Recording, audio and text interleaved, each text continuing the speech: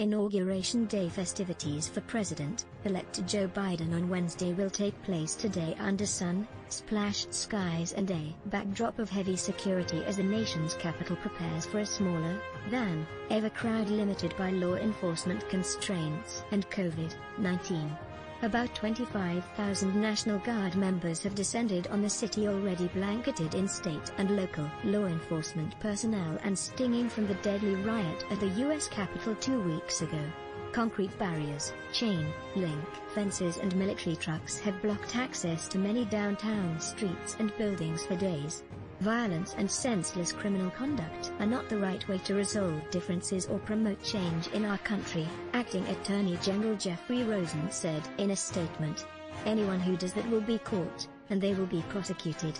Noticeably absent from the muted festivities will be President Donald Trump, still clinging to his discredited claims that the election was stolen. Trump exited the White House for the final time as president early Wednesday, bound for Marine One, Joint Base Andrews, and then his Florida home. "It's been a great honor, the honor of a lifetime," he said. Vice President Mike Pence, who officially closed the book on Trump's assertions by signing off on the lopsided Electoral College vote hours after the riot, was scheduled to attend.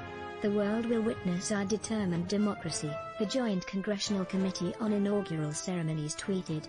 "Watch Biden's inauguration here." News you should know: President Donald Trump was scheduled to spend his final minutes in office at his Mar-a-Lago estate in Florida. Trump is expected to be at the Palm Beach Club, which he dubbed the Winter White House, when the clock strikes noon, ending a contentious presidential term to be closed with a final military send-off at Joint Base Andrews.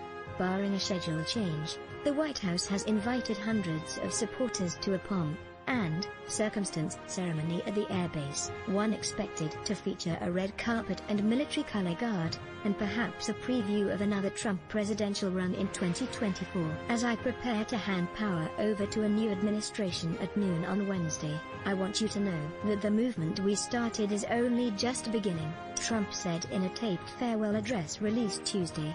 David Jackson. Before sunrise Wednesday, the heavily guarded nation's capital woke up in a cold rain. Residents, runners and dog walkers seem to be the only civilians navigating roads blocked by barricades, 10-foot fences and security checkpoints. Only members of the news media have been consistently making their way down to the National Mall that has become an armed camp. At one checkpoint, officers said only 6 checks had been done before 6:30 am.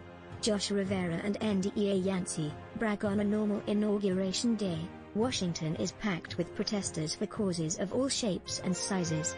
But tight security restrictions have discouraged such activity. The DC Action Lab, an organization that helps other groups navigate the convoluted permitting process, secured space at Union Station's Columbus Circle for one protest that will be largely virtual, the Washington Post reports. A giant screen will project speeches and videos for the Working Families Party calling on President-elect Joe Biden to enact more progressive policies, according to the Park Service permit. 12 National Guard troops have been removed from security duties at the Capitol after questionable behavior was detected in their past during security screening, Army General Daniel Hokanson, chief of the National Guard Bureau, said Tuesday. 2 from that group had made inappropriate comments or texts about President-elect Joe Biden's inauguration, Pentagon spokesman Jonathan Hoffman said.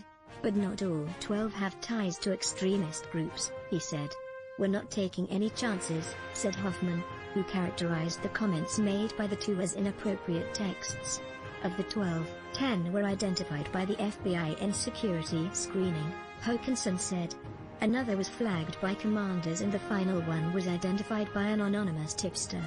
Tom Vanden Broek and Jorge Ortiz, 3 former members of the U.S. military, are the first persons to be charged with plotting the January 6 attack on the U.S. Capitol. The FBI said Thomas Edward Caldwell, 66, of Clark County, Virginia, appeared to be the leader of a group that included Jessica Watkins, 38, and Donovan Crowell, 50, both residents of Champaign County, Ohio.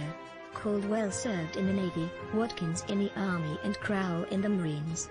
All three are linked to paramilitary activity and have been charged with conspiracy and other federal counts, the first of more than 125 people arrested in connection with the deadly riot to face conspiracy charges. Court documents filed Tuesday reveal some insight into planning and coordination behind the attack, as well as message exchanges between the defendants and others. Some of the messages referred to the legislators in the Capitol as traitors and called for night hunting.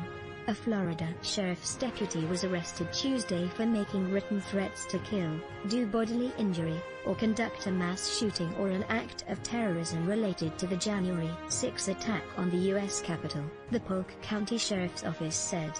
Peter Heneen, 29, was communicating with another deputy on the night of January 6, talking about the riot via Facebook private messenger, according to the sheriff's office.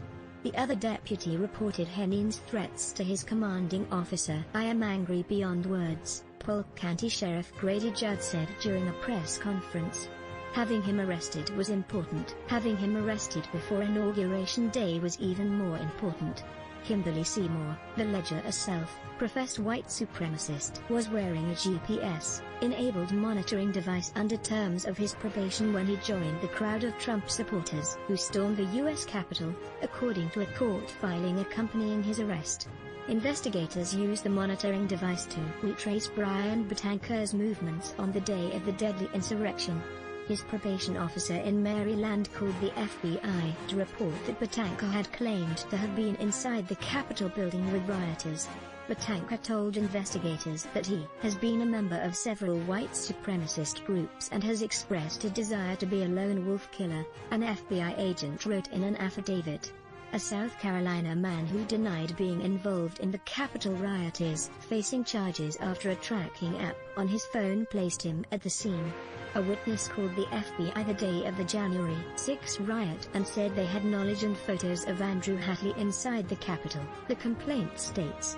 The complaint includes a Facebook post, since taken down, in which Hatley says it has come to my attention that there was someone who looks like me at the Capitol. I'd like to set the record straight. I don't have that kind of motivation for lost causes. The FBI says it obtained Hatley's phone number and verified Hatley's whereabouts on January 6 through the Life 360 location tracking app. The complaint says Hatley is accused of knowingly entering a restricted building without lawful authority, knowingly impeding government business, engaging in disorderly conduct on Capitol grounds and demonstrating or picketing in the Capitol buildings. Daniel J. Gross, Greenville News.